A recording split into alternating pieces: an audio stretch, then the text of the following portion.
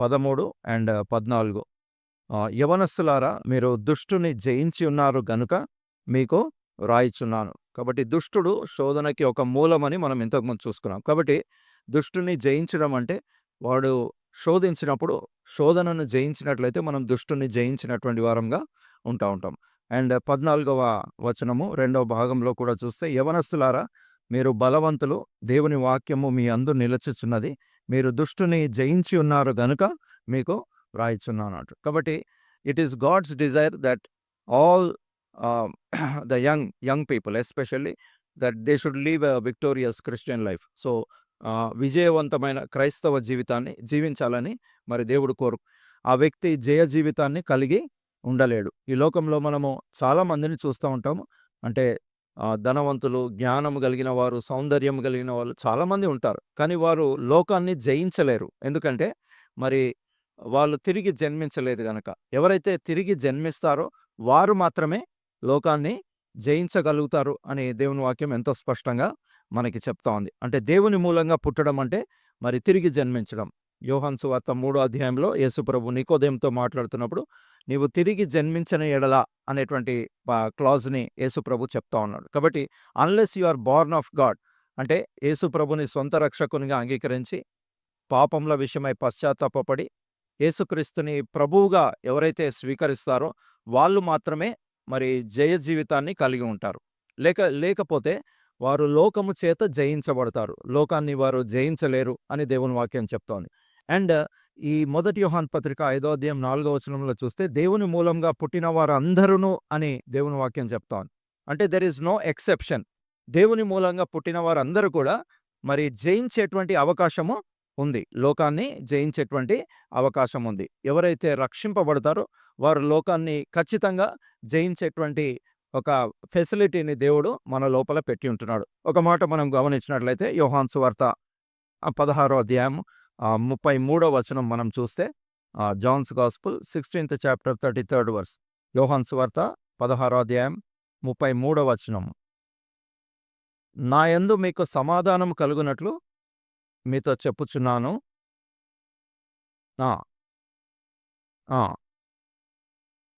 కాబట్టి నేను లోకమును జయించి ఉన్నాను అని యేసు ప్రభు చెప్తుంటున్నాడు. సో యేసు ప్రభు జయించాడు కాబట్టి మీరు ధైర్యం తెచ్చుకొనుడి అని చెప్తున్నాడు.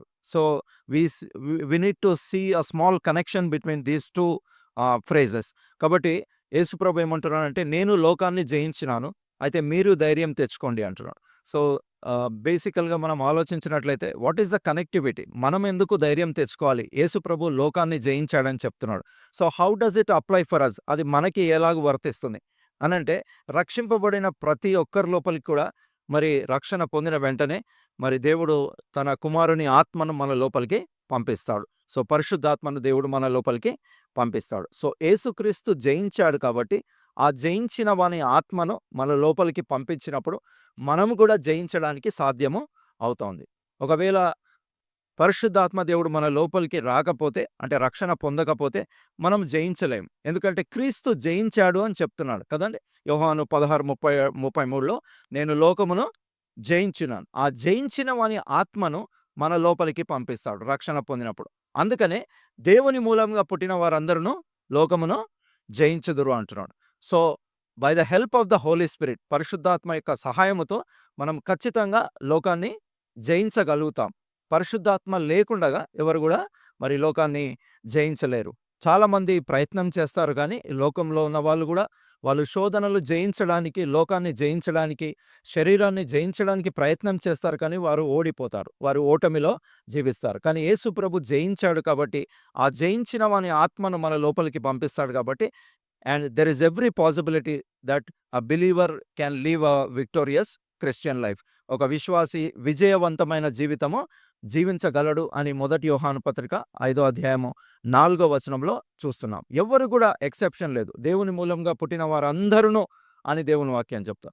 So it includes everyone who is Born of God. So దేవుని మూలంగా పుట్టిన వారందరూ కూడా జయిస్తారు అని దేవుని వాక్యం చెప్తాను. కాబట్టి మనం యవనస్తులు ఎక్సెప్షన్ కాదు. సో యవనస్తులు నేను జయించలేకపోతున్నాను అని చెప్పడానికి వీలు లేదు. అయితే ఈ శోధన యొక్క మరి ప్రక్రియ, శోధన యొక్క 3 మూలాల్ని మనం చూసుకున్నాం. ఒకటి శరీరము, రెండవది లోకము, మూడవది అపవాది. This 3 are the sources of temptation.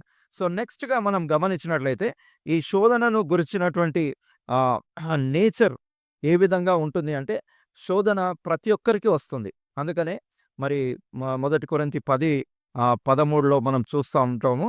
చూడండి, 1 కొరింథియన్స్ 10th చాప్టర్ 13th వర్స్‌లో సాధారణంగా మనుషులకు కలుగు శోధన అని దేవుని వాక్యంలో చూస్తాం.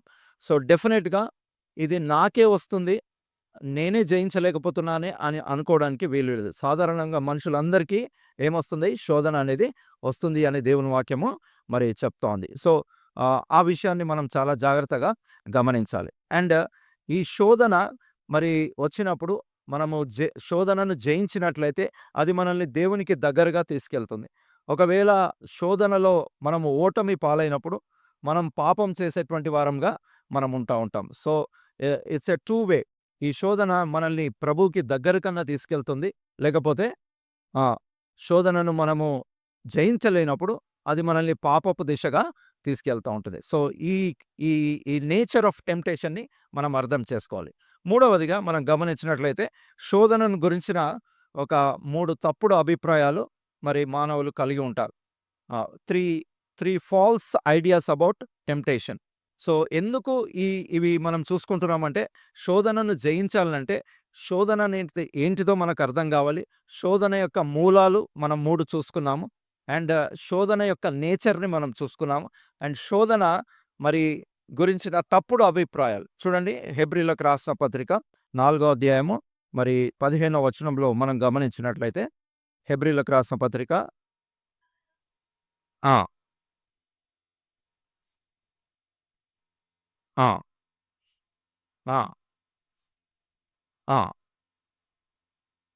ఆయన పాపము లేనివాడుగా ఉండెను. కాబట్టి శోధింపబడినను పాపము లేనివాడుగా ఉండెను అన్నాడు. సో, ఒక తప్పుడు అభిప్రాయం ఏంటిదంటే, శోధననే పాపమని చాలామంది అనుకుంటారు.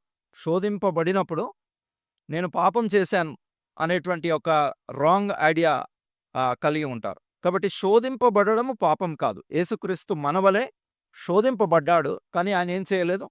పాపము చేయలేదు. సో, ఎప్పుడైతే నేను శోధింపబడిన వెంటనే అయ్యో, నేను పాపం చేశాను అనే అభిప్రాయంలోకి, నువ్వు తప్పుడు అభిప్రాయంలోకి వెళ్ళిపోతావో, అప్పుడు నిన్ను సాతానుడు నెక్స్ట్ లెవెల్‌కి తీసుకెళ్ళిపోతాడు. ఇక నువ్వు ఆల్రెడీ ఫస్ట్ స్టెప్ దాటావు కాబట్టి ఇక నువ్వు పాపం చెయ్యు అని ఆ దిశగా తీసుకెళ్తా ఉంటాడు. అందుకనే దేవుని వాక్యం ఎంతో స్పష్టంగా చెప్తోంది. యేసుప్రభు కూడా మన వలె శోధింపబడ్డాడు. కానీ ఆయన ఏం చేయలేదంటే పాపము.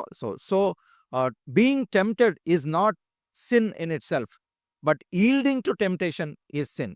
కాబట్టి శోధింపబడడం పాపం కాదు.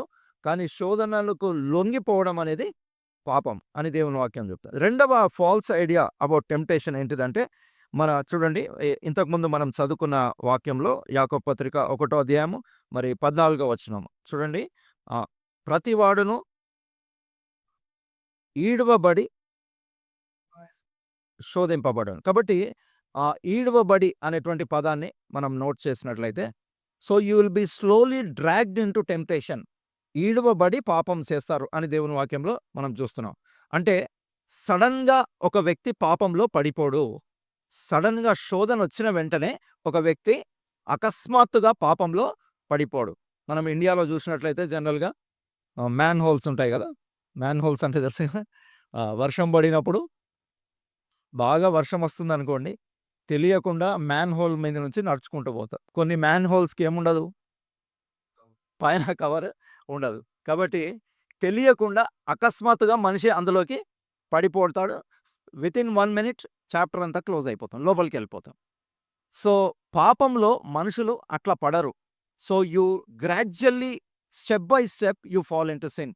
సో, క్రమేణా దశల వారీగా మనిషి పాపంలో పడవేయబడతాడు. ఈడవబడి అనేటువంటి ఒక పదాన్ని మనము అంటే నెక్స్ట్ ఒక 1 మినిట్‌లో మనం ధ్యానం చేసుకుందాం.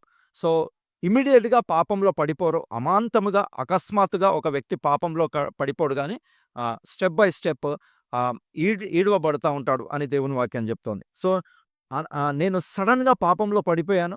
సో, ఇది నా తప్పు కాదు అని మనం చెప్పడానికి వీలు లేదు. ఎందుకంటే ఈడవబడి పాపంలోకి మరి పడవేయబడతా ఉంటాడు ఒక వ్యక్తి. సో, అది రెండవ ఆ తప్పుడు అభిప్రాయం. ఏంటిదంటే నేను అకస్మాత్తుగా పాపంలో పడిపోయాను. నాకు ఇంకా ఆలోచించుకోవడానికి సమయము లేదు అని చెప్పడం అది తప్పుడు అభిప్రాయం అనమాట. మూడవదిగా మనం గమనిస్తే ప్రతిసారి శోధనను నేను తప్పించుకోలేను అనేది కూడా తప్పుడు అభిప్రాయం. చూడండి ఇంతకుముందు చూసుకున్న వచనంలో 1 కొరింథీ 10, 13 వచనంలో మనం చూస్తే 1 కొరింథియన్స్ 10:13లో మనం చూస్తే ఆహ్, దేవుడు నమ్మదగినవాడు. మీరు సహింపగలిగినంత కంటే ఎక్కువగా ఆయన మిమ్మును శోధింపబడనియ్యడు. అయితే అంతేకాదు సహింపగలుగుటకు ఆయన శోధనతో కూడా తప్పించుకొను మార్గమును కలుగజేయున్నాడు. So, every temptation has built in exit. Exit అనేది మనం చూస్తా ఉంటాం గదా! కొన్ని సార్లు మనము ఆహ్, కామన్‌గా ఆడిటోరియంస్‌లో చూస్తా ఉంటాం. ఎగ్జిట్ అని ఉంటది. అంటే ఏదైనా ప్రమాదం సంభవించినప్పుడు ఏం చేస్తారు? ఎగ్జిట్‌లో నుంచి బయటికి పారిపోతారు. కొన్ని సార్లు రేడియం గ్లో సైన్స్ అటువంటివి పెడతా ఉంటారు. అంటే కరెంట్ పోయినా గానీ అది వెలుగుతూ కనిపిస్తుంది. అదే అదే విధంగా విమానం ఎక్కిన తర్వాత గూడా వెంటనే వాళ్ళు ఎయిర్ హోస్టెస్ ఏం చేస్తారంటే ఏదైనా ప్రమాదం సంభవిస్తే ఈ డోర్స్‌లో నుంచి మీరు పారిపోవచ్చు అని ఫస్ట్ వాళ్ళు ఇన్‌స్ట్రక్షన్స్ ఇస్తారు. విమానము గాలిలోనికి టేక్ ఆఫ్ కాకముందు. So, they will show where are the exits and where are the emergency exits. So, దేవుని వాక్యం కూడా ఏం చెప్తుందంటే ప్రతి శోధనకు కూడా ఒక తప్పించుకొను మార్గము దేవుడు ఆల్రెడీ బిల్డ్ చేస్తాడు. సో, ఆ తప్పించుకొను మార్గంలో నుంచి మనం ఏం చేయాలి? మనం పారిపోవాలి. సో, ఏ శోధనకు కూడా తప్పించుకునే మార్గము లేదు. ఈ శోధనకి తప్పించుకునే మార్గం లేదు అని ఒక తప్పుడు అభిప్రాయాన్ని మనం కలిగి ఉంటాం. కానీ ప్రతి శోధనకు గూడా ఏముంటుందట? There is an exit. తప్పించుకునే మార్గాన్ని దేవుడు ఆల్రెడీ అందులో బిల్డ్ చేసి పెడతాడు. సో, ఈ 3 తప్పుడు అభిప్రాయాలు. మొదటిది శోధింపబడడమే పాపము అని అనుకోవడం తప్పుడు అభిప్రాయం. రెండవది నేను అకస్మాత్తుగా శోధనలో పడిపోయాను అనేది తప్పుడు అభిప్రాయం. మనం ఈడవబడి పాపంలో పడవేయబడతాం. మూడవదిగా ప్రతి శోధన గూడా ఏముంటుంది? తప్పించుకునే మార్గము నాకు లేకుండే. అందుకనే నేను పాపం చేశాను అనేది తప్పుడు అభిప్రాయం. సో, ఈ 3 తప్పుడు అభిప్రాయాల్ని మన హృదయంలో నుంచి మనం తీసేసుకోవాలి. అండ్ నెక్స్ట్ మనం గమనించినట్లయితే మరి ద ప్రాసెస్ ఆఫ్ టెంప్టేషన్, మరి శోధన ప్రక్రియ అనేది గూడా మరి క్లుప్తంగా మీరు పెన్ పేపర్ ఉంటే మీరు రాసుకోవచ్చు. తర్వాత ఇంటికి వెళ్ళినాక ధ్యానం చేసుకోవచ్చు. అంటే మనము సమయ పరిధిని బట్టి మరి వాటిని మనం డీటెయిల్‌గా చూసుకోము గానీ మొట్టమొదటగా ఆహ్, పాపం అనేది 7వ దశలో పాపం చేస్తాడు మనిషి. ఎన్నవ దశ చెప్పండి? ఎందుకంటే మీరు యాక్టివ్‌గా ఉన్నారా లేదా అని అడుగుతున్నాను. అంతేగాని so, we usually person sins in the 7th step. So, దానికి ముందు ఎన్ని దశలుంటాయంటే 6 దశలుంటాయి. ఎన్ని దశలు? 6 దశలు. ఫస్ట్‌ది థాట్. మొదటిదేంటిది? థాట్, ఆలోచన. సో, మొట్టమొదటిగా సాతానుడు గాని, లోకము గాని, శరీరంలో గాని తలంపులొస్తాయి ఫస్ట్. థాట్ వస్తుంది. ఆ థాట్ తర్వాత నెక్స్ట్ స్టెప్ అనేది స్టార్ట్ అయితుంది. అందుకనే కీర్తన 1వ అధ్యాయం 1టి వచనం ఏం చూస్తాం? దుష్టుల ఏంటి? ఆలోచన. దేర్ స్టార్ట్స్ ద సిన్ అనమాట. కాబట్టి సిన్ అనేది మొదటి దశలో తలంపుల్లో వస్తుంది. చూడండి యోహాను సువార్త 13వ అధ్యాయము 1వ వచనంలో గూడా మనం గమనిస్తే ఆహ్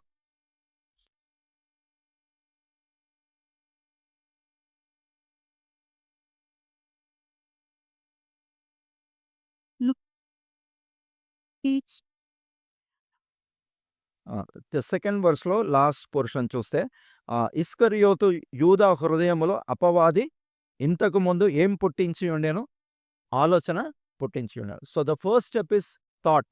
సో, ఆలోచన ఫస్ట్ వచ్చినప్పుడే మరి మనము దాన్ని గుర్తించాలి. ఒకవేళ ఆ స్టెప్‌లో మనము నిర్లక్ష్యం చేసినట్లయితే సెకండ్ స్టెప్‌కి వెళ్ళిపోతాం. అందుకనే దుష్టుల ఆలోచన చొప్పున అని అంటుంది. అందుకనే మార్కు సువార్త 7వ అధ్యాయము 21వ వచనంలో గూడా మనం గమనించినట్లయితే కొన్ని సిన్స్‌ని యేసుప్రభు అక్కడ లిస్ట్ చేశాడు. సో, ఆ సిన్స్‌లో ఫస్ట్ సిన్ ఏముందో చూడండి. మార్కు సువార్త 7వ అధ్యాయం 21వ వచనం చదవండి. ఆ! ఆ!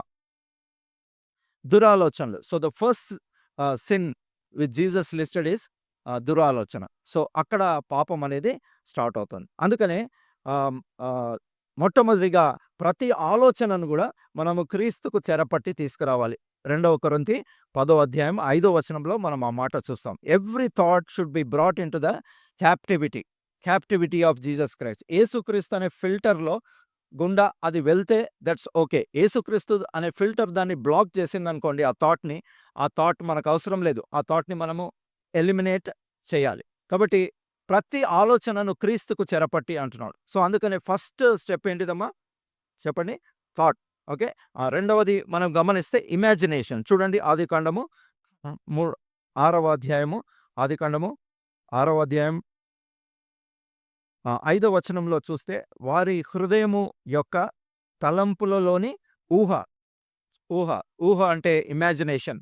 ఒక ఫ్యాంటసీ వరల్డ్‌లోకి మరి సాతానుడు మనల్ని తీసుకెళ్తాడు. ఎప్పుడైతే నువ్వు దురాలోచనని ఎంటర్‌టైన్ చేస్తావో, అప్పుడు సాతానుడు ఒక ఫ్యాంటసీ వరల్డ్ అంటే లేనిది మనకి ఉన్నట్టు కనిపించేటట్టు చేస్తా ఉంటాడు యాక్చువల్లీ. దాన్ని ఫ్యాంటసీ అంటారు. లేకపోతే ఊహాజనితమైన ప్రపంచంలోకి మనుషులు వెళ్ళిపోతా ఉంటారు. నిజంగా హవ్వ ఆ పండును చూసినప్పుడు మరి దాని ద్వారా మరి జ్ఞానమొస్తుంది, తెలివొస్తుందని ఆమె ఊహించుకుంది అంతే. చూడండి మీరు ఆదికాండం 3వ అధ్యాయంలో మరి మనం గమనించినట్లయితే 6వ వచనంలో చూస్తే, స్త్రీ ఆ వృక్షము ఆహారమునకు మంచిదియు, కన్నులకు అందమైనదియు, వివేకమిచ్చు రమ్యమునైనదియు ఉండుట చూచినప్పుడు అంటున్నాడు. ఇంకా ఆమె పండు తినలేదు. తినక ముందు షీ ఈజ్ ఇమాజినింగ్, ఇవన్నీ గూడా ఆమె ఊహించుకుంటుంది.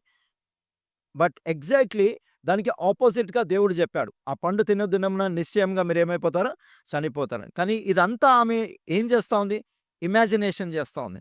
అందుకనే అపవాదికి చోటియ్యకుడి అని దేవుని వాక్యం జెప్తుంది. ఎప్పుడైతే ఆలోచనలో మనం చోటిస్తామో సెకండ్ స్టెప్ ఇమాజినేషన్. మూడవదిగా మెడిటేషన్. చూడండి మూడవదిగా ఏంటిది? మెడిటేషన్. మెడిటేషన్ అంటే అదే ఊహల్లో ఉదయము, మధ్యాహ్నము, సాయంకాలము ఉన్నట్లయితే దాన్ని మెడిటేషన్ అంటారు. అందుకనే దాన్ని రిప్లేస్ చేయడానికి దేవుని వాక్యంలో కీర్తన 1వ అధ్యాయంలో మరి యెహోవా ధర్మశాస్త్రమునందు ఆనందించుచు ఆ దివారాత్రము ధ్యానించువాడు. ధ్యానించడం అంటే ఆ ఊహల్ని ఉదయము, మధ్యాహ్నం, సాయంత్రము, దివారాత్రము అని దేవుని వాక్యం చెప్తోంది. సో, అదే ఊహల్లో మనుషులు ఉండిపోయినప్పుడు దే విల్ బి మెడిటేటింగ్. ఏం చేస్తా ఉంటారమ్మా? మెడిటేట్ చేస్తా ఉంటారు. That's the third step. First step is thought. Second step imagination. Third step meditation. అందుకని దేవుని వాక్యాన్ని నువ్వు మెడిటేట్ చేస్తా ఉంటే, నువ్వు వేరేవి మెడిటేట్ చేయడానికి ఆస్కారము ఉండదు. అందుకనే యెహోవా ధర్మశాస్త్రమునందు ఆనందించు దివారాత్రము దానిని ధ్యానించువాడు ధన్యుడు అంటాడు. లేకపోతే సాతానుడు నీకు ఏదైతే ఆలోచనను తీసుకొచ్చాడో దాన్ని నెక్స్ట్ స్టెప్ ఊహల్లోకి తీసుకెళ్తా ఉంటాడు. లేనిదంతా ఊహించుకుంటా ఉంటావు. మూడవ దశగా దాన్ని దివారాత్రము నువ్వు దాన్నే ధ్యానిస్తా ఉంటావు. ఈ థర్డ్ స్టెప్. సో, ఈ థర్డ్ స్టెప్ వరకి దేవుని వాక్యము మనల్ని వెనక్కి రమ్మని పిలుస్తా ఉంటది. దైవజనులు వాక్యం చెప్పేటప్పుడు వాక్యము ద్వారా దేవుడు మనతో మాట్లాడుతూ ఉంటాడు. వెనక్కొచ్చేసేయ్. నీ ఆలోచన మంచిది కాదు. నీ ఊహలు దేవునికి అనుగుణంగా లెవ్వు. లేకపోతే నువ్వు ధ్యానించేది కరెక్ట్ కాదు అని దేవుడు వెనక్కి పిలుస్తా ఉంటాడు. ఈ స్టెప్ వరకి దేవుడు మనల్ని బ్యాక్ తీసుకొస్తా ఉంటాడు. అప్పటి వరకు మనం వినకపోతే ఫోర్త్ స్టెప్ మనం గమనించినట్లయితే విల్ అనేది ఎంటర్ అవుతుంది. ఏం ఎంటర్ అవుతుందమ్మా? విల్ అనేది ఎంటర్. విల్ అంటే ఇష్టము అని అంటాం. చూసారా సంసోను మరి తిమ్నాతుకు వెళ్ళి ఒక స్త్రీని చూచాడు అని దేవుని వాక్యంలో చూస్తున్నాం. ఎందుకు అని వాళ్ళ తల్లిదండ్రులు అడిగినప్పుడు, ఆమె నాకిష్టమైనది గనక తెప్పించుము అని అన్నాడు. ఇష్టము అంటే విల్. బేసికల్లీ విల్ అంటే అది ఒక అఫర్మేటివ్ వర్స్ లాగా ఇంగ్లీష్‌లో గ్రామర్‌లో వాడుతా ఉంటారు. ఐ గో అని అనరు. ఏమంటారు? I will go. అంటే అందులో ఇష్టం గూడా ఉంది. విల్ అనేది ఒక సెన్స్‌లో అది అఫర్మేటివ్ వర్డ్. కానీ ఇంకో సెన్స్‌లో నాకిష్టమైతేనే నేను వెళ్తాను. ఐ విల్ గో అంటే. అట్లాగే మనకి ఇష్టమైతేనే మనము ఆ దిశగా పాపము దిశగా వెళ్తా ఉంటాం. కాబట్టి ఆ విల్ అనేది ప్లే అయితా ఉంటది. అందుకనే సంసోన్ ఏమన్నాడు? ఆమె నాకిష్టమైనది గనక. విల్ అనేది ఎంటర్ అయితది. అప్పుడు దేవుడు మనల్ని ఇంటర్ఫియర్ గాడు. దేవుడు ప్రతి మనిషికి కూడా ఒక డిగ్నిటీనిచ్చాడు. నువ్వేం తలస్తున్నావో పక్క మనిషికి తెలియదు. ఎవ్వరికీ గూడా తెలియదు. ఎందుకు? దేవుడు కవర్ చేశాడు. మన బ్రెయిన్‌ని చుట్టూ స్కల్ పెట్టాడు. ఈ స్కల్ నీకు ఫ్లెష్‌తో కప్పాడు. మనం ఏం ఆలోచిస్తున్నామో ఎవరికీ కూడా తెలియదు. మనం ఏ చాయిస్ డిసైడ్ చేసుకుంటామో అది ఎవరికి గూడా తెలియదు. అది కేవలం మన కంట్రోల్‌లోనే ఉంటుంది. కాబట్టి దేవుడు ఆ డిగ్నిటీని మనిషికిచ్చాడు. అయితే దాన్ని పాపపు దిశగా నువ్వు తీసుకెళ్ళి నీ ఇష్టాన్ని దేవుని బౌండరీస్ దాటి వెళ్ళిపోతే దేవుడు ఇక ఇంటర్ఫియర్ కాడు. అందుకనే తీర్పులో మనం ఎప్పుడు గూడా దేవుణ్ణి బ్లేమ్ చేయలేము. అర్థమవుతుందండి? తీర్పులో దేవుడు తీర్పులోనికి తీసుకొస్తాడని దేవుని వాక్యం చెప్తుంది కదా! ప్రసంగి గ్రంథంలో. ఆ! యవ్వనుడా నీ యవ్వనమందు ఆ! చదవండి ప్రసంగి గ్రంథము. త్వరగా చూడండి.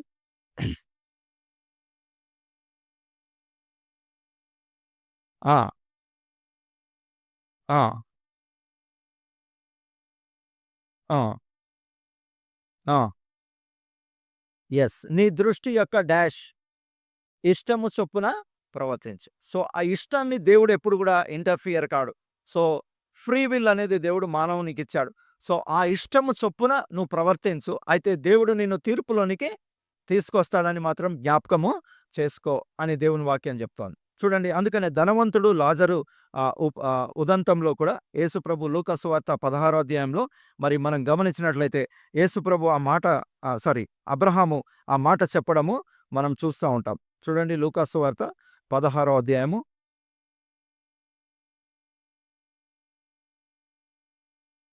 16 అధ్యాయము 25 వచనంలో కుమారుడా నీవు నీ జీవిత కాలమందు డాష్ నీకిష్టమైనట్టు అంటున్నాడు. This is called will. So, ఇష్టము అని దేవుని వాక్యంలో చూస్తున్నాం. సో, ఇక్కడ దేవుడు ఇంటర్ఫియర్ కాడు. నీ ఇష్టం చొప్పున నువ్వు జీవించావు.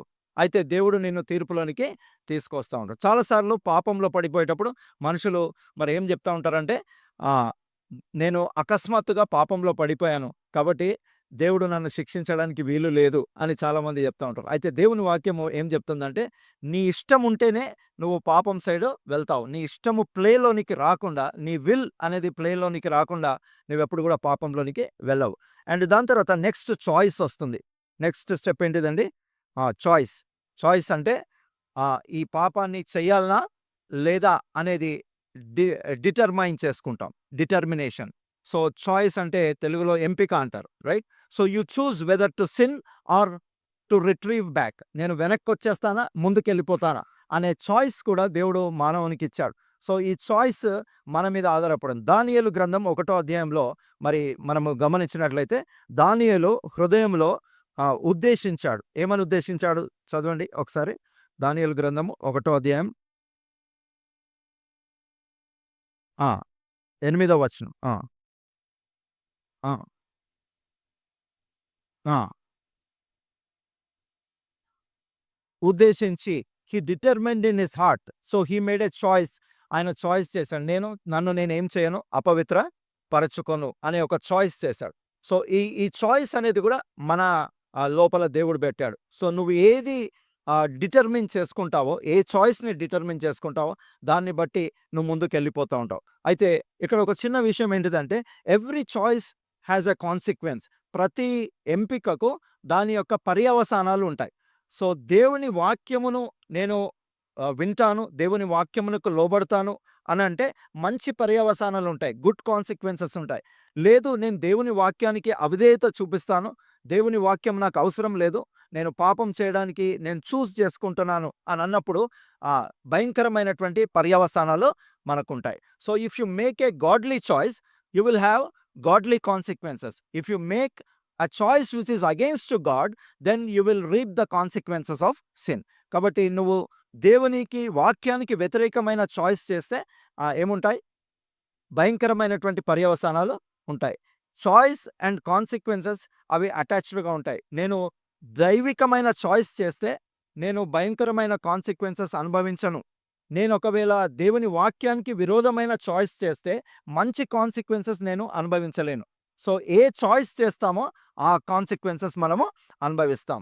చూడండి అందుకనే ఈ విషయం చాలా జాగ్రత్తగా మనం జ్ఞాపకం చేసుకోవాలి. మీకు ఒక చిన్న ఎగ్జాంపుల్ చెప్తాను. అంటే ఒక చిన్న కొలను ఉంటుంది కదా! సరస్సు ఉంటుంది కదా! ఒక చిన్న లేక్ ఉందనుకోండి. ఆ లేక్‌లో మీరు ఒక స్టోన్ ఏస్తే ఏమవుతుంది?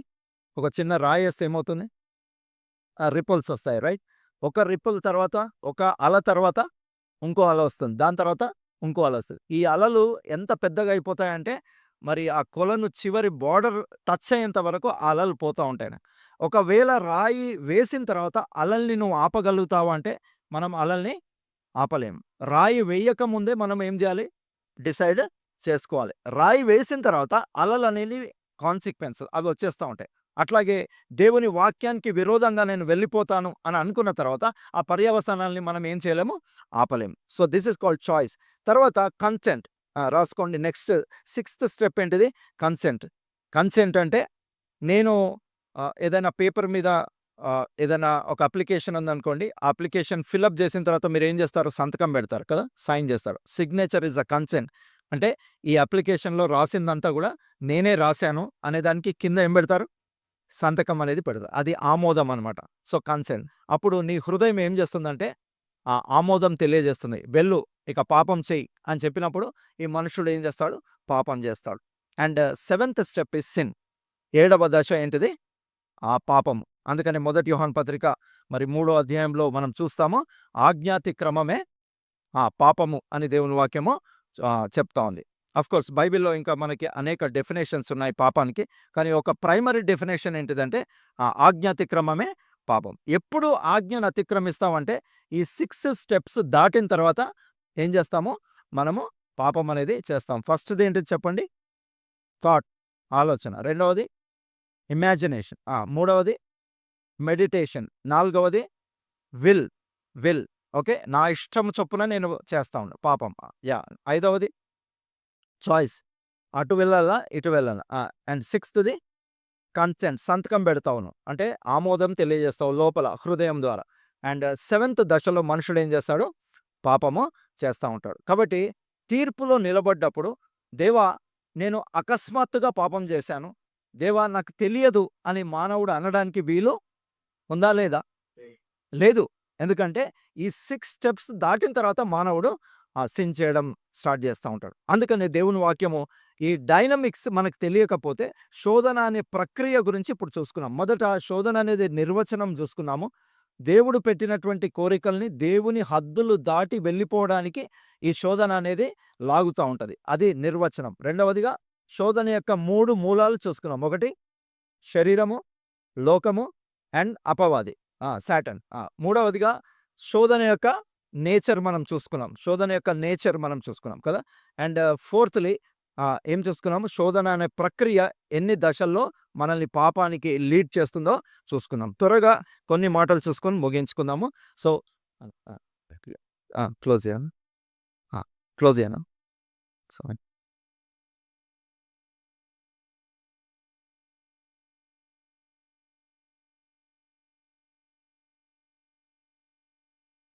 సో, ఈ విషయాలు మనం జ్ఞాపకం చేసుకోవాలి. అందుకనే ఇంతకుముందు చెప్పాను గదా! సో, దేవుని దగ్గర మనము ఏమి ఎక్స్‌క్యూజెస్ ఇవ్వడానికి వీలు ఉండదు. ఎందుకంటే ఇది ఈడవబడి మరలు కొల్పబడిన వాడే పాపం చేస్తాడు అని దేవుని వాక్యంలో మనం చూసుకున్నాం. యాకోబు పత్రిక 1 అధ్యాయంలో. నెక్స్ట్ మనం గమనించినట్లయితే చూడండి, శోధనకున్నటువంటి శక్తి, ద పవర్ ఆఫ్ టెంప్టేషన్ చూసినట్లయితే ఎందుకు ఆహ్, ఒక వ్యక్తి పాపంలోనికి ఈడవబడతాడు? ఎందుకు పాపం చేస్తాడు అనంటే, దేవుని వాక్యంలో మనం చూసినట్లయితే ఆహ్, అనేక సార్లు ఈ శోధన అనేది బాధ్యత రహితమైనటువంటి విషయంలోనికి మనల్ని లీడ్ చేస్తా ఉంటది. శోధనకున్నటువంటి శక్తి ఏంటిదంటే, పాపము చేసినప్పుడు తాత్కాలికమైనటువంటి ఆనందం కలుగుతుంది. అయితే ఇమ్మీడియేట్‌గా శిక్ష రాదు. శిక్ష అనేది ఇమ్మీడియేట్‌గా రాదు. కాబట్టి మనుషులేం జేస్తారు? ఇప్పుడు శిక్ష రాదు గాబట్టి నేను పాపం చేస్తాను అంటారు. చూడండి, ప్రసంగి గ్రంథంలో దేవుని వాక్యంలో నుంచి మనం చూసినట్లయితే ప్రసంగి గ్రంథము ఆహ్, 8వ అధ్యాయము 11వ వచనం చూడండి. ఆ! ఆ! ఆ! ఆ! ఆ! కాబట్టి దుష్క్రియకు తగిన శిక్ష శీఘ్రముగా అనే వర్డ్ అండర్‌లైన్ చేసుకో. సో, పాపం చేసిన వెంటనే శిక్ష రాదు గాబట్టి ఆ! సాతానుడు ఏం జెప్తా ఉంటాడంటే, వెళ్ళు ముందుకెళ్ళి పాపము చెయ్యి. ఎందుకంటే నీకు ఇమ్మీడియేట్‌గా పనిష్మెంట్ రాదు కాబట్టి నువ్వెళ్ళి పాపం చెయ్యని సాతానుడు మనుషుల్ని ప్రేరేపిస్తా ఉంటాడు. కానీ ఖచ్చితంగా మరి ఒక 3 ప్రిన్సిపల్స్ జ్ఞాపకం జేసుకోవాలి. గలతీయులకు రాసిన పత్రిక 6వ అధ్యాయంలో మనం చూసినట్లయితే ఈ 3 ప్రిన్సిపల్స్ కూడా మీరు నోట్ చేసుకోండి. 6వ అధ్యాయము 7వ వచనంలో చూస్తే, మోసపోకుడి, దేవుడు వెక్కిరింపబడడు. మనుషుడు ఏమి విత్తునో ఆ పంటనే కోయును అని దేవుని వాక్యంలో చూస్తున్నాం. ఒక 3 సూత్రాలు చెప్తాను. విత్తడము, కోయడము అనే దానికి దేవుని వాక్యము ఒక 3 సూత్రాల్ని మనకి జ్ఞాపకం చేస్తుంది. పాపము అండ్ దాని యొక్క పర్యవసానానికి, విత్తడానికి, కోయడానికి అనేటువంటి సంబంధము మనం చూస్తున్నాం. వి రీప్ వాట్ వి సో. మనం ఏమి విత్తుతామో అదే కోస్తాము. ప్రిన్సిపల్ నంబర్ 1 రాసుకుంటే రాసుకోవచ్చు. లేకపోతే గుర్తుపెట్టుకోండి. మనం ఏమి విత్తుతామో అదే కోస్తాం. చూడండి, ఒక జామ విత్తనం విత్తితే జామ పండే కోస్తాం. మామిడి పండు రాదు. ఒకవేళ నేను జామ విత్తనం విత్తిన తర్వాత మామిడి పండు వస్తుంది అని అనుకుంటే అదేమంటారు? బుద్ధిహీనత. అవునా కాదా? సో, మనం ఏమి విత్తుతామో దాన్నే కోస్తాం. చూడండి, యాకోబు వాళ్ళ డ్యాడీ దగ్గర అబద్ధం ఆడాడా లేదా? వాళ్ళ డ్యాడీ నువ్వు ఏశావా, యాకోబు అంటే ఏమని చెప్పాడు? ఏశావు అని చెప్పి. అబద్ధం ఆడాడు కదా! అంటే అబద్ధాన్ని విత్తాడు. దాని తర్వాత యాకోబు కుమారులొచ్చేసి యోసేపు గురించి సేమ్ వాళ్ళు కూడా అబద్ధం చెప్పారు. ఏమని? నీ కొడుకును ఒక దుష్ట మృగము తినివేసింది, నీ కొడుకు చనిపోయాడు అని వాళ్ళు అబద్ధము చెప్పారు. ఆయన అబద్ధం చెప్పాడు కాబట్టి వాళ్ళ కొడుకులు కూడా ఏం చెప్తున్నారు ఆయనకి? అబద్ధమే చెప్తారు. ఆ అబద్ధము ఆయనని దుఃఖంలో ముంచివేసింది. కొన్ని ఇయర్స్ వరకి తన కొడుకు చనిపోయాడని బాధపడుతూ వచ్చాడు. యాక్చువల్లీ చనిపోయాడా యోసేపు? చనిపోలేదు. కానీ తను బాధపడుతున్నాడా? యెస్, బాధపడుతున్నాడు. ఎందుకంటే ఒక అబద్ధము కారణాన బాధపడుతున్నాడు. ఆయనకు తెలియదు తన కొడుకు బ్రతికున్నాడని. కానీ ఈయన కూడా కొన్ని సంవత్సరముల క్రితం ఈయన ఏం చేశాడు? అబద్ధం ఆడాడు. తన కొడుకులు కూడా ఇప్పుడు తనతో ఏం చేస్తున్నారు? అబద్ధం. సో, మనం ఏమి విత్తుతామో అది మన లైఫ్‌లో మనము కోస్తాం. We reap what we sow. Second principle మనం చూస్తే we reap more than we sow. మనం ఏమి విత్తుతామో దానికంటే ఎక్కువ కోస్తాము. చూడండి, మీరు ఈ వరి గింజలు ఉంటాయి కదా! అది ఒకటి విత్తితే ఒక్క వెన్నుకి ఎన్నొస్తాయి? చాలా వస్తాయి కదండీ! మనం విత్తిందెన్ని? ఒక్క గింజ విత్తావు. కానీ ఆ వెన్నుకి ఇన్ని గింజలు రావచ్చు. So, you reap more than you so. అంతకంటే ఎక్కువగా కోస్తావు. ఇది విత్తడము, కోయడము అనే ప్రిన్సిపల్ దేవుని వాక్యంలో మనం చూస్తున్నాం. అండ్ అందుకనే దేవుని వాక్యంలో చూడండి, దావీదు ఒకరిని హత్య చేస్తే ఆయన ఇంట్లో చాలా హత్యలు జరిగిపోయాయి. ఒక వ్యక్తితో ఆయన పాపం చేస్తే ఆయన ఇంట్లో 4 అంతలుగా ఆ పాపము జరగడం మనము చూస్తున్నాం. So, you will reap more than you so. మూడవ సూత్రం ఏంటిదంటే you will reap later than you so.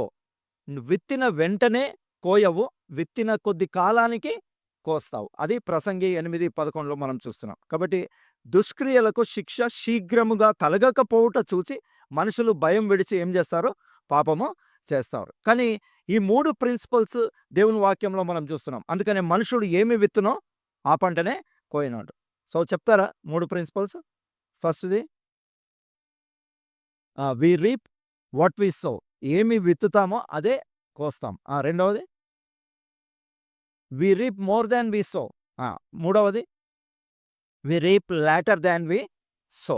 కాబట్టి చాలా కాలం తర్వాత దాన్ని మనం కోస్తాం. అయితే ఖచ్చితంగా కోస్తామనమాట. సో, ఈ 3 ప్రిన్సిపల్స్ మనం చాలా జాగ్రత్తగా జ్ఞాపకం చేసుకోవాలి.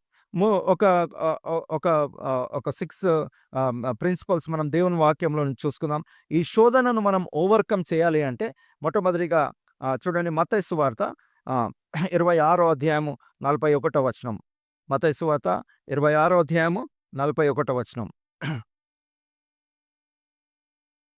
మీరు శోధనలో ప్రవేశింపకుండానట్లు మెలకువగా ఉండి ప్రార్థన చేయుడి అని చెప్తుంది. ఓవర్‌కమింగ్ టెంప్టేషన్ గురించి ఒక 7 ప్రిన్సిపల్స్ క్లుప్తంగా అవుట్‌లైన్స్ మాత్రమే చెప్తాను. దాని తర్వాత మనం ముగించుకుంటాము. కాబట్టి శోధనను జయించాలంటే మన సామర్థ్యము, మన తెలివితేటల చేత మనం జయించలేము గానీ దేవుని వాక్యం ఏం చెప్తుందంటే మీరు శోధనలో ప్రవేశించకుండానట్లు మెలకువగా ఉండి ప్రార్థన చేయుడి అని. కాబట్టి కొన్ని సార్లు ట్రాన్స్‌ఫార్మర్స్ పెడతా ఉంటారు కదా! Electric transformers. బయట ఫెన్సింగ్ వేస్తారు. యూజువల్‌గా ఏం చేస్తారు? ఫెన్సింగ్ ఏస్తారు. ఆ ఫెన్స్ దాటి లోపలికి పోతే అది ఏం చేస్తుంది? సడెన్‌గా మనిషిని లాగేస్తుంది. కాబట్టి ఆ జోన్‌లోకి ఎంటర్ కావద్దు అని వాళ్ళు ఏం చేస్తారు? ఒక ఫెన్స్‌ని ఒక ట్రాన్స్‌ఫార్మర్ చుట్టూ పెడతారు. ఆఫ్‌కోర్స్ మన ఇండియాలో అనేక ప్లేసెస్‌లో ట్రాన్స్‌ఫార్మర్‌కి ఫెన్సెస్ పెట్టరు. కానీ ఫెన్సెస్ జనరల్‌గా పెడతారు. పెట్టినప్పుడు దాని అర్థం ఏంటిదంటే don't enter beyond this zone. యేసుప్రభు కూడా అదే చెప్తున్నాడు. మీరు శోధన అనే జోన్‌లోకి ఎంటర్ కాకండి. Do not enter into the temptation. ప్రభువా మమ్మల్ని దుష్టుని నుండి శోధనలోనికి తేక అంటే యేసుప్రభు ఇక్కడ ఏం చెప్తున్నా అంటే శోధనలో ప్రవేశించక. ఒకసారి ప్రవేశించావంటే దాని పవర్ నిన్నేం చేస్తది? లాగేస్తుంది. సో, ఆ జోన్‌లోకి ఎంటర్ కావద్దంటే ఏం చేయాలి? కాన్స్టెంట్‌గా ప్రార్థన చేయాలి అని దేవుని వాక్యము చెప్తోంది. విసుకక ప్రార్థన చేయమని చెప్పింది దేవుని వాక్యము. ఎడతెగక ప్రార్థన చేయమని చెప్పింది దేవుని వాక్యము. పట్టుదలతో ప్రార్థన చేయమని చెప్పింది దేవుని వాక్యము. ఆసక్తితో ప్రార్థన చేయమని చెప్పింది దేవుని వాక్యము. ఎల్లప్పుడూ ప్రార్థన చేయమని దేవుని వాక్యం చెప్పింది. 5 ప్రిన్సిపల్స్ చెప్పాను. చెప్తారా? విసుకక ఆ! పట్టుదలతో. విసుకక ప్రార్థన చేయమని చెప్పింది. పట్టుదలతో ప్రార్థన చేయమని, ఎడతెగక ప్రార్థన చేయమని చెప్తుంది దేవుని వాక్యం. ఆసక్తితో ప్రార్థన చేయమని, ఎల్లప్పుడూ ప్రార్థన చేయమని చెప్తుంది. ఓకే. మళ్ళీ వర్సెస్ చూపిస్తే టైం ఎక్కువైపోతుంది. But they are incorporated in the word of God. దేవుని వాక్యంలో మనం అవన్నీ చూస్తాం. సో, మనం ప్రార్థన చేయకుండా సాతానుడు ఎక్కడి నుంచి వస్తున్నాడో మనం గుర్తుపట్టలేం. మత్తయి సువార్త 16వ అధ్యాయంలో యేసు ప్రభువుతో పేతురు ఒక మాట అంటాడు. నీవు సిలువ శ్రమల్ని అనుభవించకుందువుగాక అని యేసు ప్రభు చెయ్యి పట్టుకొని వద్దు అని చెప్పిన వెంటనే యేసు ప్రభు ఏం చేస్తాడు తెలుసా? సాతానా నా వెనుకకు పొమ్ము అంటాడు. ఎవరి లోపల నుంచి సాతానుడు మాట్లాడుతున్నాడో యేసు ప్రభు వెంటనే గుర్తుపట్టాడు. So, when you pray you will identify where from Satan is coming. సాతానుడు ఎవరి లోపల నుంచి వస్తున్నాడు. చూడండి, యేసు ప్రభువుని శోధించడానికి సాతానుడు వాడుకున్నటువంటి సాధనం పేతురు. ఎందుకంటే పేతురు చాలా క్లోజ్‌గా ఉన్నాడు యేసు ప్రభుని. పేతురు అడిగినన్ని క్వెషన్స్ ఎవరు కూడా యేసు ప్రభుని అడగలేదు. అన్ని క్వెషన్స్ అడిగాడు. ఎవరు? పేతురు. యేసు ప్రభుకు సన్నిహితంగా ఉన్నాడు. సో, ఈయన చెప్తే ఆయన వింటాడు అని సాతానుడు అనుకోని ఆ పేతురు లోపల నుంచి మాట్లాడుతాడు. కానీ యేసు ప్రభు వెంటనే ఏం చేశాడు? గుర్తుపట్టాడు. పేతురు నా వెనుకకు పొమ్ము అని చెప్పలా. ఏమన్నాడు? సాతానా నా వెనుకకు. ఎందుకు అనంటే యేసు ప్రభు ప్రార్థనను లైఫ్ స్టైల్‌గా కలిగి ఉన్నాడు. యేసు ప్రభు అరణ్యంలోకి వెళ్తున్నాడు అని మార్కు సువార్త 1వ అధ్యాయం 35వ వచనంలో మనం చూస్తాం. ఆయన ఫ్రీక్వెంట్‌గా అరణ్య ప్రదేశాలు అంటే ఐసోలేటెడ్ ప్లేస్‌కి వెళ్లి ఆయన ప్రార్థన చేస్తాడు. అందుకనే శత్రువు ఎక్కడి నుంచి వస్తున్నాడో కనిపెట్టగలడు. So, if you do not pray, ప్రార్థించకపోతే శత్రువు ఎవరి ద్వారా వస్తున్నాడు అనేది నీవు ఏం చేయలేవు? కనిపెట్టలేవు. ఒక నార్మల్ క్రికెట్ మ్యాచ్ చూస్తున్నావు.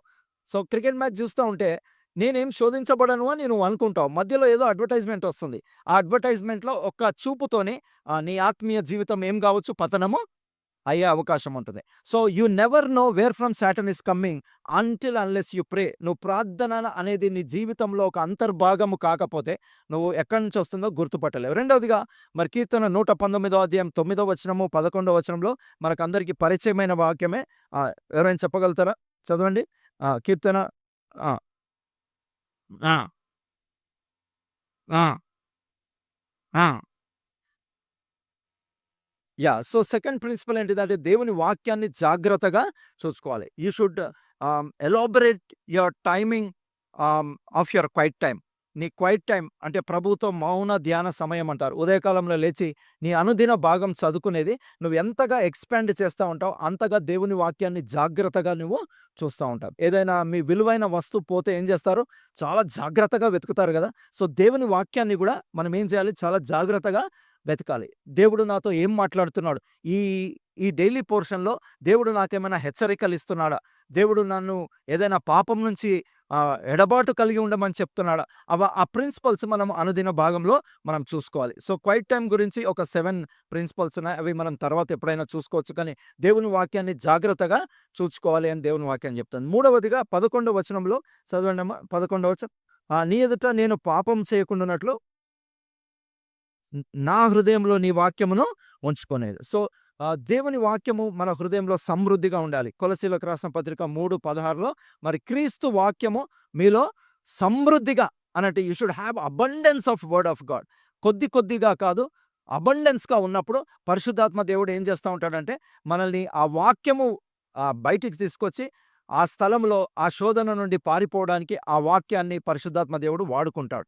మనము కొద్దిగా వాక్యం పెట్టుకున్నాం అనుకోండి హృదయంలో, పరిశుద్ధాత్మ దేవుడు మనల్ని వారించలేడు. దేవుని వాక్యము పరిశుద్ధాత్మ చేత రాయించబడింది కాబట్టి పరిశుద్ధాత్మ దేవుడు మనల్ని పాపం నుంచి మరి బయటికి లాగాలంటే దేవుని వాక్యాన్నే వాడుకుంటాడు. అందుకనే దేవుని వాక్యం మన హృదయంలో సమృద్ధిగా నివసింపనీయాలి. అండ్ మూడవదిగా మనం గమనించినట్లయితే మొదటిది ఏం చెప్పాను? ప్రార్థన. రెండవది దేవుని వాక్యమును జాగ్రత్తగా చూసుకోవాలి. మూడవది దేవుని వాక్యాన్ని సమృద్ధిగా మన హృదయంలో నివసింపనీయాలి. 4వదిగా మొదటి పేతురు పత్రిక 4వ అధ్యాయం 1వ వచనం చూడండి. First Peter 4th chapter first second versus చూస్తే, క్రీస్తు శరీరమందు శ్రమపడెను గనుక మీరును అట్టి మనసును ఆయుధముగా ధరించుకోండి. శరీర విషయములో శ్రమపడినవాడు శరీరమందు జీవించు మిగిలిన కాలము ఇక మీదట మనుజాశలను అనుసరించి నడుచుకొనక దేవుని ఇష్టానుసారంగానే నడుచుకున్నట్లు పాపముతో జోలి ఇక ఏమీయో లేకయుండును. ఎవరైతే సఫరింగ్‌కి ఒప్పుకుంటారో,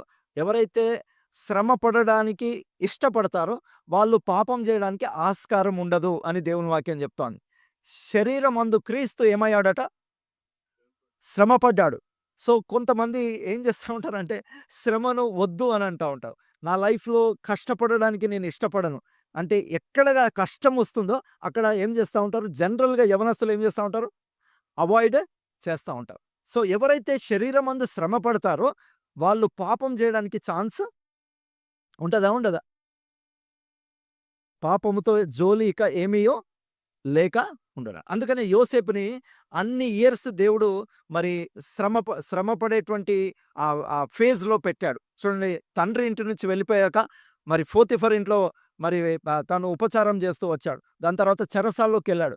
ఏముంటది? లగ్జూరియస్ కంఫర్టబుల్ లైఫ్ ఉంటుందా? లేకపోతే శ్రమతో కూడిన జీవితమా? శ్రమతో కూడిన జీవితం. అందుకనే అతడు పాపంతో జోలి లేకుండా జీవించగలిగాడు. ఎవరు? యోసేపు. ఎవరైతే కష్టమును వద్దంటారో, శ్రమనొద్దంటారో వాళ్ళు ఖచ్చితంగా ఎందులో పడిపోతారు? పాపంలో పడిపోతారు. సో, 4 చూసుకున్నాం. ఫిఫ్త్‌గా మనం గమనించినట్లయితే, 5వదిగా మనం గమనించినట్లయితే చూడండి, 2 సమూయేలు 12:13లో 2 సమూయేలు 12వ అధ్యాయం 13వ వచనంలో చూస్తే నాతాను చదవండి. Thank you sister. కాబట్టి దావీదు మొత్తం పాపం జరిగిపోయిన తర్వాత నాతానొచ్చి తనను కన్ఫ్రంట్ చేసినప్పుడు ఒక మాట మాట్లాడుతున్నాడు. నేను పాపము చేసి తిని అని అంటున్నాడు. ఇదే వర్స్‌ని తాను ముందు అనుకుంటే తాను పాపం చేసేటువంటి వాడు కాదు. నేను పాపము చేసి తిని అంటే he is taking responsibility for his sin. So, better take responsibility. పాపం ఎప్పుడు కూడా ఏం చేస్తుందంటే రెస్పాన్సిబిలిటీ లేని పనులు చేపిస్తా ఉంటుంది. అర్థమవుతుందా అండి? ఏం చేస్తుంది? దొంగతనం చేస్తారు. అది మనదా? మనది కాదు. దొంగతనం చేసిన తర్వాత వెంటనే ఏమంటారు? నేను చేయలేదు అని అంటా ఉంటారు. చూడండి, ఆదామును దేవుడు అడిగినప్పుడు ఎవరి మీద నెట్టేశాడు? హవ్వను అడిగితే ఎవరి మీద నెట్టేసిండు? Are they taking responsibility? వాళ్ళు బాధ్యత తీసుకుంటున్నారా? చెప్పండి. బాధ్యత తీసుకోవట్లేదు. అయితే బాధ్యత తీసుకోవాలి మనం. దేనికి? పాపానికి నువ్వు బాధ్యత తీసుకోవాల్సొస్తుంది. అందుకనే బాధ్యత రహితమే పాపము. వాట్ ఈస్ సిన్ అంటే I don't take any responsibility but I'll enjoy. నేను ఆనందం పొందుతాను. తాత్కాలికమైన ఆనందాన్ని పాపంలో అనుభవిస్తాను, కానీ దానికి ఏం తీసుకోను? బాధ్యత తీసుకోను. కాబట్టి అది పాపం. కానీ దేవుని వాక్యం ఏం చెప్తుందంటే యూ టేక్ రెస్పాన్సిబిలిటీ. ముందే రెస్పాన్సిబిలిటీ తీసుకో. దాని పర్యవసానాలన్నిటికీ కూడా ఎవరు బాధ్యులైతారు? మనమే బాధ్యులమైతాం. కాబట్టి నేను అనేటువంటి బాధ్యత తీసుకోవాలని దేవుని వాక్యం చెప్తుంది. 6వదిగా మరి గమనించినట్లయితే దేవుని వాక్యంలో నుండి ఆదికాండం 37వ అధ్యాయము 37వ అధ్యాయం 5వ వచనం. ఆదికాండము 37వ అధ్యాయం ఆ! ఆ! ఆ! ఆ! కాబట్టి ఏం కన్నాడు? కలగన్నాడు. అండ్ 9th వర్స్‌లో గూడా మనము ఆ మాటలు మనం చూస్తాం. ఇంకొక కల కన్నాడు. One of the reason why Joseph did not sin is there was a driving motivation which God has showed him already. So, ఆయనకొక బిగ్ పిక్చర్ ఉంది. ఏం బిగ్ పిక్చరు? సూర్య, చంద్ర, నక్షత్రములు అన్నీ నాకు సాగిలపడుతున్నాయి. అన్ని పనులు నాకు సాగిలపడుతున్నాయి. అంటే దేవుడు ఒక బిగ్ పిక్చర్ చూపిచ్చాడు. Big picture. ఈ బిగ్ పిక్చర్‌ని దృష్టిలో పెట్టుకొని ఆయన ఏం చేస్తున్నాడంటే పాపాన్ని అవాయిడ్ చేస్తూ పారిపోతున్నాడు. పీపుల్ హూ డోంట్ హావ్, అందుకనే దేవుని వాక్యం సామెతల్లో చెప్తుంది, దేవోక్తి లేని ఎడల జనులు కట్టులేక తిరుగుదురంటాడు. When you don't have a vision you will keep on indulging yourself in sin. పాపంలో ఎందుకు ఇరుక్కపోతారంటే వాళ్ళకి ఏముండదు? బిగ్ పిక్చర్ అనేది ఉండదు. యోసేపుకి దేవుడు బిగ్ పిక్చర్ ఇచ్చాడా లేదా? 2 కలలు ఇచ్చాడు. That was the big picture him. సాతానుడు ఎప్పుడు కూడా ఏం చేస్తా ఉంటాడంటే తాత్కాలికంగా ఇక్కడే చూడు, ఇక్కడే చూడు, ఇక్కడే చూడు. ఈ పాపము ఈ ఆనందం ఇస్తుంది, ఈ పాపం ఈ ఆనందం ఇస్తుంది. వాడు ఏం చేస్తాడంటే ఆ బిగ్ పిక్చర్‌ని చూడకుండా చేస్తా ఉంటాడు. కానీ జోసెఫ్‌కి దేవుడు ఎన్ని పిక్చర్స్ ఇచ్చాడు? 2 బిగ్ పిక్చర్స్ ఇచ్చాడు. ఆ బిగ్ పిక్చర్‌ని చూస్తున్నాడు కాబట్టి ఇవన్నీ గూడా ఏమైపోతున్నాయి? ఇవన్నీ గూడా ఇగ్నోర్ జేస్తున్నాడు. పోతిఫర్ భార్య నేను పాపం చేయడానికి ప్రేరేపించినప్పుడు ఇగ్నోర్ చేశాడు. ఎందుకంటే he has a big picture. అందుకని యవనస్తులుగా మీరందరూ గూడా ఒక బిగ్ పిక్చర్ కలిగి ఉండాలి. 2 క్వెషన్స్ చెప్తాను క్లుప్తంగా. అపోస్తల కార్యం 22 అధ్యాయము 8 వచనము, 10 వచనము. ఈ 2 క్వెషన్స్‌కి మీరు ఆన్సర్ చేయాలి. చదవండి త్వరగా. అపోస్తల కార్యము 22 అధ్యాయం 8 వచనము, 10 వచనం. ఆ! ఆ! చాలు సిస్టర్. అండ్ 10 వచనం చూడండి. ఆ! ఈ 2 క్వెషన్స్ ప్రతి యవనస్తుడు కలిగి ఉండాలి. ప్రభువా నీవెవరివి? అంటే యేసు ప్రభువుని సొంత రక్షకునిగా అంగీకరించాలి. ఫస్ట్‌ది you establish a connection with your creator. యేసు ప్రభుతో రిలేషన్ సొంత రక్షకునిగా అంగీకరించాలి. అక్కడ ఫస్ట్ క్వెషన్ నీవెవరివి అన్నాడు. అంటే యేసు ప్రభుతో సంబంధం ఏర్పరచుకున్నాడు. రెండవదిగా నేనేమి చేయవలెను? అంటే ప్రభువా నన్ను ఎందుకు ఈ లోకంలోకి పంపించావు? నా టాస్క్ ఏంటిది? నా అసైన్‌మెంట్ ఏంటిది? అని మనం అడగాలి. అప్పుడు ప్రభు మనకేం చేస్తాడు? ఆ విషయాన్ని మనకి బయలుపరుస్తాడు. ఈ రెండవ క్వెషన్‌లో మన విజన్ అంతా కూడా ఉంటుందన్నమాట. రెండవ క్వెషన్. చాలామంది ఎందుకు పాపం చేస్తారు? ఎందుకు బాధ్యత లేకుండా శోధనకి లొంగిపోతా ఉంటారంటే, వాళ్ళు ఎందుకు దేవుడు వాళ్ళని ఈ లోకంలోకి పంపించాడో వాళ్ళకి తెలియదు. కాబట్టి అందుకనే పౌలు ఏమన్నాడంటే నేను గురి యొద్దకే పరిగెత్తు. ఎందుకంటే ఆయనకొక గురి ఉంది. ఆయనకొక విజన్ ఉంది. సో నీకుందా విజన్? నీకు విజన్ కావాలంటే మరి నువ్వేదో ఒక టైం పెట్టుకో. ఒక 3 డేస్ పెట్టుకో, 7 డేస్ పెట్టుకో, 21 డేస్ పెట్టుకో, 40 డేస్ పెట్టుకో. పెట్టుకొని ప్రార్థన చెయి. ఏమని? ప్రభువా నేనేమి చేయాలి? Weather it may B regarding your education. నీ చదువు విషయంలో కావచ్చు, నీ ఉద్యోగం విషయంలో కావచ్చు, నీ కెరియర్ గోల్స్ విషయంలో కావచ్చు. ప్రభువా నన్నెందుకు రక్షించావు? నన్నెందుకు సంఘములో ఒక అవయవంగా నన్నుంచావు? నేను కన్నునా? నేను చెయ్యినా? నేను కాలునా? అని ప్రభువుని అడిగితే నీ పని కన్ను పని అంటే నువ్వు కన్ను పనే చేయాలి. నువ్వు చెవి పని చేయకూడదు. So most of the times why young people will fall into sin is they don't have a vision. వాళ్ళకేం లేదు, విజన్ అనేది లేదు. అందుకనే అపోస్తలుడైన పౌలు అడిగిన ఈ 2 క్వెషన్స్ కూడా మీరు బైబిల్ వెనకాల మీరు రాసుకోండి. మీరు ఏ రోజు రక్షణ పొందారో బైబిల్‌లో రాసుకోండి. Thought day you established a contact with your master.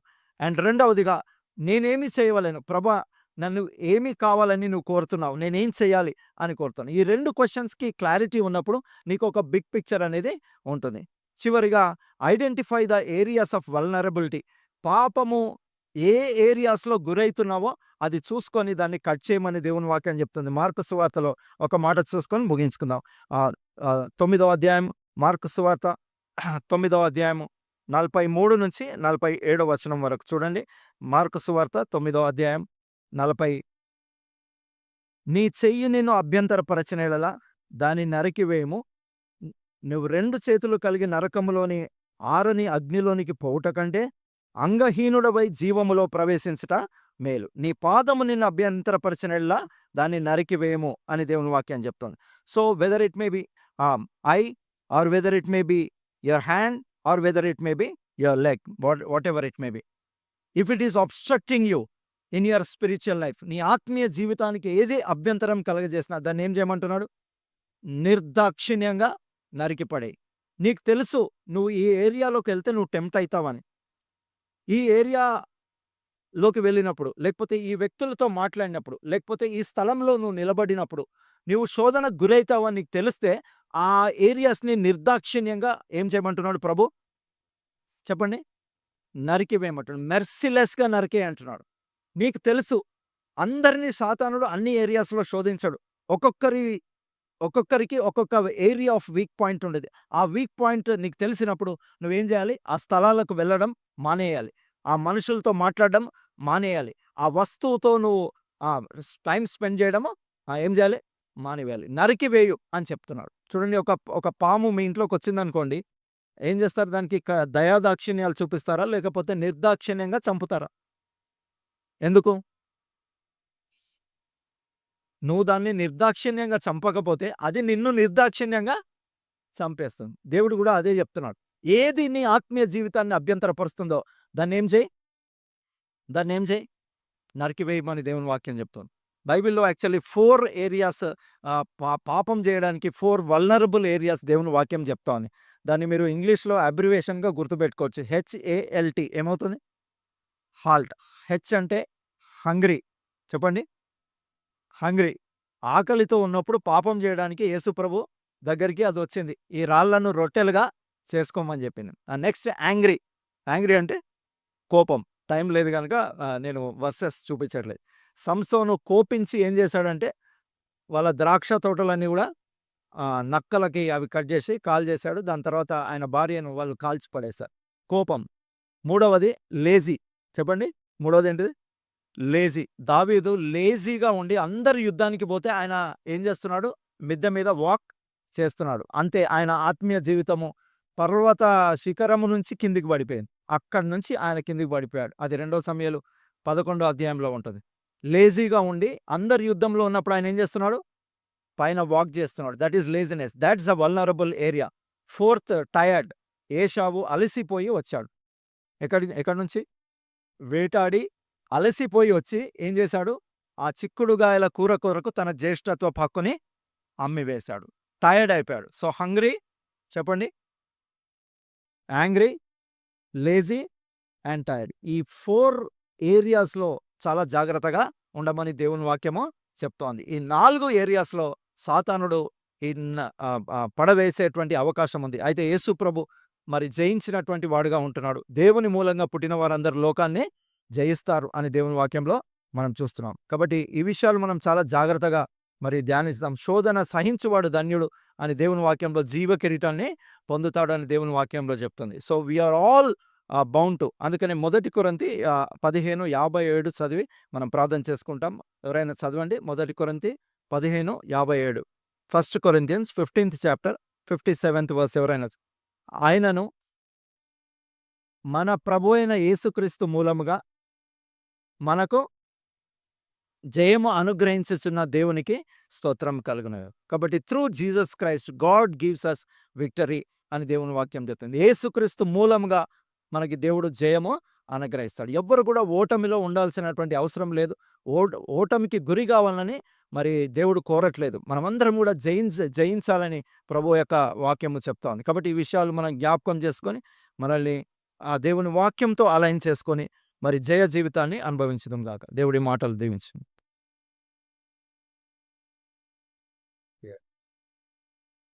We have heard about temptation, the biblical perspective about temptation. ఇంకా మీకు ఎవరికైనా పర్సనల్గా కూడా ఏదైనా డౌట్స్ కానీ క్లారిఫికేషన్స్ కావాలంటే ఎబినేజర్ అన్న is available. You can talk to him in person. We will close this meeting. Brother Daniel, please pray and close the meeting.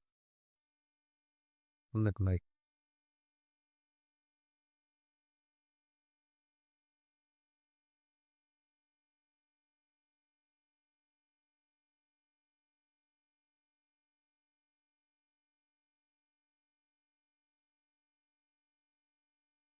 పరలోకమందున్న మా తండ్రి, దయగల ప్రభువా, నీ కుమారుడు మా రక్షకుడైన యేసుక్రీస్తు ప్రభువారి పరిశుద్ధ నామమున తండ్రి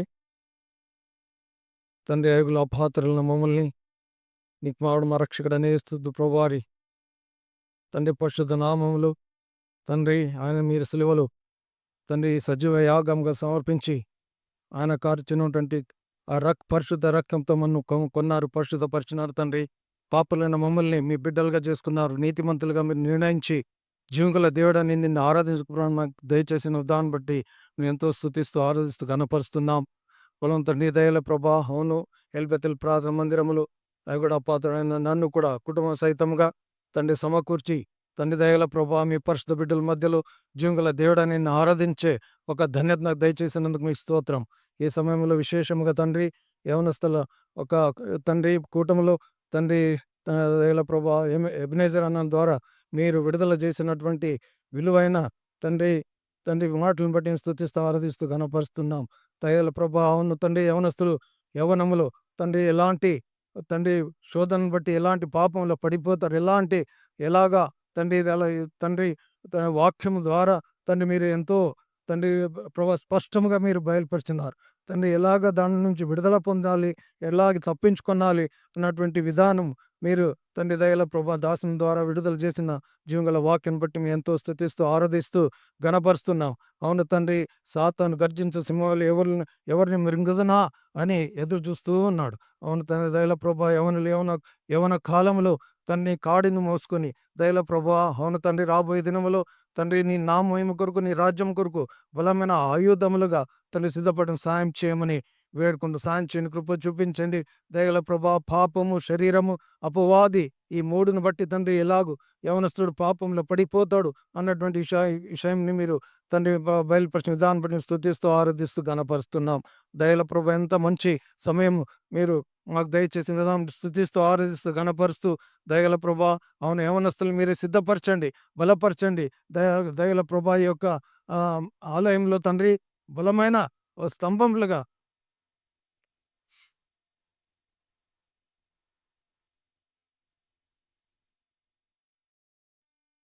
నిలబడటానికి సాయం చేయండి.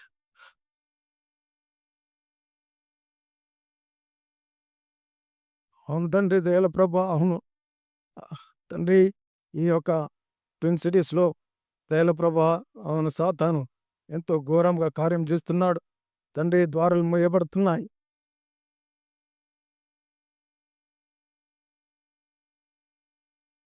సేవకులు చంపబడుతున్నారు.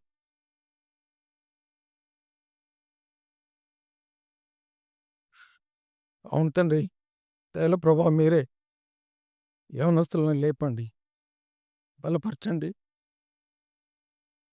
తండ్రి. బలమైన సాధనములుగా తండ్రి నీ నామయం కొరకు, రాజ్య వ్యాప్తి కొరకు సిద్ధపడడం సాయం చేయమని వేడుకుంటున్నాం. దయల ప్రభా, మీరు ఇంతవరకు మీరు చేసిన అన్ని మేళ్ళని బట్టి నేను స్తుతిస్తూ ఆరాధిస్తూ గణపరుస్తూ ఘనత మేమేమికే చెల్లిస్తూ మమ్మల్ని అందరినీ మీ దయలో సమర్పించుకుంటూ ప్రాథమ రక్షకుడని యేసుక్రీస్తు ప్రభువారి పరిశుద్ధ నామమున అడిగి వేడుకుంటున్నాం తండ్రి. ఆమేన్.